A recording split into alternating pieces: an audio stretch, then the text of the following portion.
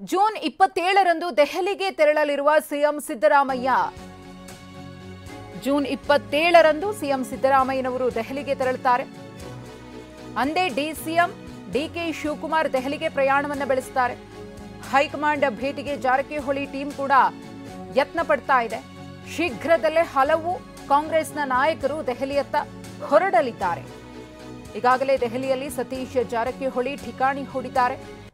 June 27ನೇ ತಾರೀಕು ದೆಹಲಿಗೆ CM ಸಿದ್ದರಾಮಯ್ಯನವರು ತೆರಳುತ್ತಾರೆ. ಅನೇಕ ಕಾಂಗ್ರೆಸ್ನ ನಾಯಕರು ದೆಹಲಿಗೆ ಹೋಗೋದಕ್ಕೆ ಸಜ್ಜಾಗಿದ್ದಾರೆ. ಕಾರಣ ಹೆಚ್ಚುವರಿ ಡಿಸಿಎಂ ಹುದ್ದೆಗೆ ಸಂಬಂಧಪಟ್ಟಂತೆ ಚರ್ಚೆಗಳು ಮುನ್ನೆಲೆಗೆ ಬಂದಿರೋದ್ರಿಂದ ಆ ಲಾಭಿ ಕೂಡ ಕಾಂಗ್ರೆಸ್ ಪಾಳೆಯದಲ್ಲಿ ಜೋರಾಗಿ ನಡೀತಾ ಇದೆ. ಈಗಾಗಲೇ ಡಿಸಿಎಂ ಡಿಕೆ ಶಿವಕುಮಾರ್ ಅವರು ಕೂಡ ಇದಕ್ಕೆ ಸಂಬಂಧಪಟ್ಟಂತೆ ಪ್ರತಿಕ್ರಿಯೆಯನ್ನು ಕೊಟ್ಟಿದ್ದಾರೆ. ಪಕ್ಷ ಏನು ತೀರ್ಮಾನವನ್ನು ತೆಗೆದುಕೊಳ್ಳುತ್ತೋ ಆ ತೀರ್ಮಾನಕ್ಕೆ ನಾವು ಬದ್ಧರಾಗಿರ್ತೀವಿ ಅಂತ ಹೇಳಿದ್ದಾರೆ. ಕಾಂಗ್ರೆಸ್ನಲ್ಲಿ ಈಗ ಮತ್ತೊಮ್ಮೆ ಹೆಚ್ಚುವರಿ ಡಿಸಿಎಂ ಹುದ್ದೆ ಸೃಷ್ಟಿಯ ವಿಚಾರ ಮುನ್ನೆಲೆಗೆ ಬಂದಿದೆ. 3 ಡಿಸಿಎಂ ಹುದ್ದೆ ಪಕ್ಷ ತೀರ್ಮಾನ ಮಾಡುತ್ತೆ. ರಾಮನಗರದಲ್ಲಿ ಡಿಸಿಎಂ ಡಿಕೆ ಶಿವಕುಮಾರ್ ಅವರು ಕೊಟ್ಟಿರುವಂತಹ ಪ್ರತಿಕ್ರಿಯೆ ಇದು. ಯಾರು ಚರ್ಚಿಸಿದ್ದಾರೋ ಗೊತ್ತಿಲ್ಲ ಅಂತ ಹೇಳಿದ್ದಾರೆ ಡಿಸಿಎಂ ಡಿಕೆ ಶಿವಕುಮಾರ್. ಹಾಗಿದ್ರೆ ಏನ್ ಮಾತನಾಡಿದ್ದಾರೆ ನೋಡೋಣ. ಅಧ್ಯಕ್ಷರು ಕೂಡ ಚೇಂಜ್ ಮಾಡಬೇಕನ್ನುವಂತ ನಿಟ್ಟಿನಲ್ಲಿ ಒಳಗೊಳಗೆ ಬಹಳಷ್ಟು ಜನ ಚರ್ಚೆ ಮಾಡ್ತಾ ಇರುವಂತದ್ದು ಪಕ್ಷ. ಇವಾಗ ಪ್ರಮುಖವಾಗಿ 3 ಜನ ಡಿಸಿಎಂಗಳನ್ನ ಮಾಡಬೇಕನ್ನುವಂತ ನಿಟ್ಟಿನಲ್ಲಿ ಕೇಂದ್ರದ ಚರ್ಚೆ ನಡೀತಾ ಇದೆ. ನಮ್ಮ ಪಾರ್ಟಿ ತೀರ್ಮಾನ ಮಾಡ್ತೀವಿ. ಅಧ್ಯಕ್ಷರು ಕೂಡ ಚೇಂಜ್ ಮಾಡಬೇಕನ್ನುವಂತ ನಿಟ್ಟಿನಲ್ಲಿ ಒಳಗೊಳಗೆ ಬಹಳಷ್ಟು ಜನ ಚರ್ಚೆ ಮಾಡ್ತಾ ಇರುವಂತದ್ದು ಪಕ್ಷದಲ್ಲಿ. ನನಗೆ ಅವೆಲ್ಲ ಗೊತ್ತಿಲ್ಲ. ಇವಾಗ ಪ್ರಮುಖವಾಗಿ 3 ಜನ ಡಿಸಿಎಂಗಳನ್ನ ಮಾಡಬೇಕನ್ನುವಂತ ನಿಟ್ಟಿನಲ್ಲಿ ಕೇಂದ್ರದ ಚರ್ಚೆ. ಇನ್ನು 3 ಡಿಸಿಎಂ ಹುದ್ದೆ ಸೃಷ್ಟಿಯ ಬಗ್ಗೆ ಕಾಂಗ್ರೆಸ್ನ ನಾಯಕರು ಕೂಡ ಪ್ರತಿಕ್ರಿಯೆ ಕೊಟ್ಟಿದ್ದಾರೆ. ಯಾರ್ಯಾರು ಏನೇನು ಹೇಳಿದ್ದಾರೆ ನೋಡೋಣ. ಅದು ಅವ್ರ ವೈಯಕ್ತಿಕ ವಿಚಾರ ಇರಬಹುದು. ಎಲ್ಲರಿಗೂ ಕೂಡ ಹಕ್ಕಿದೆ ಕೇಳೋದು. ಹೋಗಿ ಅಲ್ಲಿ ಹೈಕಮಾಂಡ್ ಹತ್ರ ಕೇಳಬಾರ್ದಂತ ಯಾರ್ದು ಇಲ್ಲ. ಆದರೆ DCM ಮಾಡೋದ್ರಿಂದಾನೇ ಎಲ್ಲನೂ ಆಗುತ್ತೆ ಅಂದಿದ್ರೆ ಮತ್ತು CM ಒಬ್ರು ಇರಲಿ, ಇಡೀ ಕ್ಯಾಬಿನೆಟ್ DCM ಆಗಿಬಿಡ್ಲಿ, ಆಗುತ್ತಾ? ಆಮೇಲೆ DCM ಮಾಡೋದ್ರಿಂದ ಸಮುದಾಯಗಳು ಓಲೈಕೆ ಆಗುತ್ತೆ ಅಥವಾ ನಮ್ಮ ಜಿಲ್ಲೆ ಒಂದು ಸೈಡ್ ಆಗುತ್ತೆ ಅಂದಿದ್ರೆ ಮತ್ತು ಎಲ್ಲರೂ ಇದೇ ರಣತಂತ್ರ ಯೂಸ್ ಮಾಡ್ತಾ ಇದ್ರಲ್ಲ. ನಮ್ಮ ಕೆಲಸ ಏನು ಸರ್? ಈಗ ಮೊನ್ನೆ ಚುನಾವಣೆ ಆಗಿದೆ, ನಮಗೆ ಒಂದು 4-5 ಸೀಟ್ ಕಮ್ಮಿ ಬಂದಿದೆ.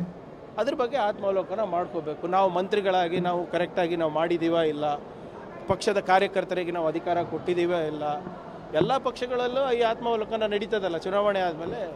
ನಮ್ಮ ಕೆಲಸ ಏನಿದೆ, ಈಗ ಸರ್ಕಾರ ಸಿಕ್ಕಿದೆ, ನನಗೊಂದು ಜವಾಬ್ದಾರಿ ಕೊಟ್ಟಿದ್ದಾರೆ, ನಾನು ಆ ಜವಾಬ್ದಾರಿ ಕರೆಕ್ಟಾಗಿ ಮಾಡ್ತಾ ಇದ್ದೇನೆ ಇಲ್ಲ. ಕೇಳಿ CM ಹುದ್ದೆನೂ ಕೇಳಿ, ಬೇಡ ಅಂತ ಇಲ್ಲ.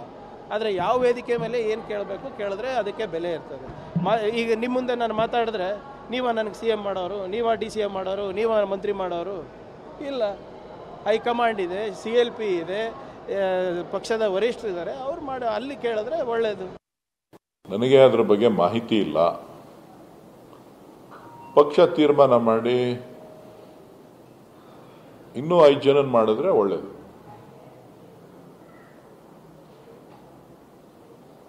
ಡಿಕೆ ಶಿವಕುಮಾರ್ ಅವರು ದೆಹಲಿಯಲ್ಲಿ ಮಾತಾಡುವಾಗ CM DCM ಅದು ನನಗೆ ಮಾಹಿತಿ ಇಲ್ಲ. DK ಶಿವಕುಮಾರ್ ಅವ್ರ ವಿಚಾರ ಅಲ್ಲ ಇಲ್ಲಿ. 8 ಬಾರಿ ಗೆದ್ದಂತ ರಾಮಲಿಂಗಾರೆಡ್ಡಿ ಅವರಿದ್ದಾರೆ. 8 ವರ್ಷಗಳ ಸುದೀರ್ಘ ಪಕ್ಷಾಧ್ಯಕ್ಷರಾದಂಥ ಪರಮೇಶ್ವರ್ ಅವರಿದ್ದಾರೆ. ಕಾರ್ಯಾಧ್ಯಕ್ಷರಾದಂಥ ಸತೀಶ್ ಜಾರಕಿಹೊಳಿ ಇದ್ದಾರೆ.